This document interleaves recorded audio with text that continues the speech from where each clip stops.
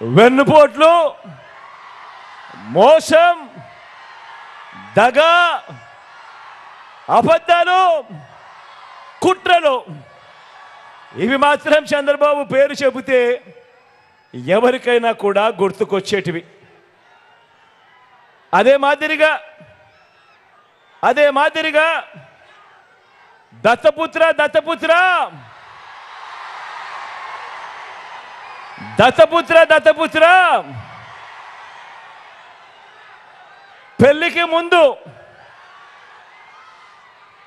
ముందు పవిత్రమైన హామీలిచ్చి పిల్లలను పుట్టించి పెళ్లి కాగానే 4 ఏళ్లకొకసారి 5 ఏళ్లకొకసారి కార్లు మార్చేసినట్టుగా భార్యలను వదిలేసి ఇప్పుడు నియోజకవర్గాల్ని కూడా అలవోకగా వదిలేస్తా ఉన్నావు. ఏం మనిషివయ్యా నువ్వు అని చెప్పి ఆయనను అడిగా. అందుకే దత్తపుత్రుల్లో కూడా ఈ మధ్య కాలంలో బీపీ బాగా కనిపిస్తూ ఉంటుంది. అయ్యా దత్తపుత్ర, ఒకసారి చేస్తే పొరపాటు, మళ్ళీ మళ్ళీ చేస్తే దాన్ని అలవాటు అంటారయ్యా దత్తపుత్ర.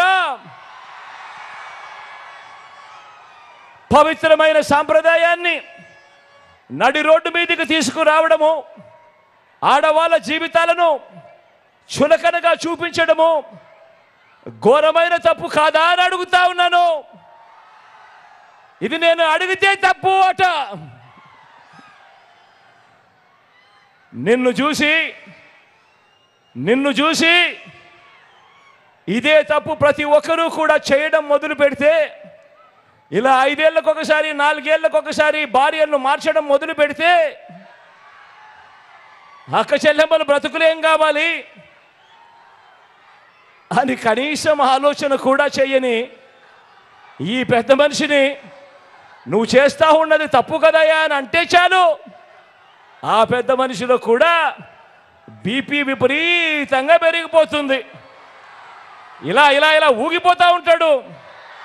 చేతులు ఊపేస్తాడు, కాళ్ళు ఊపేస్తాడు, తల ఊపేస్తాడు, అన్ని ఊపేస్తాడు. ఆయన బీపీని అసలు తట్టుకోలేము.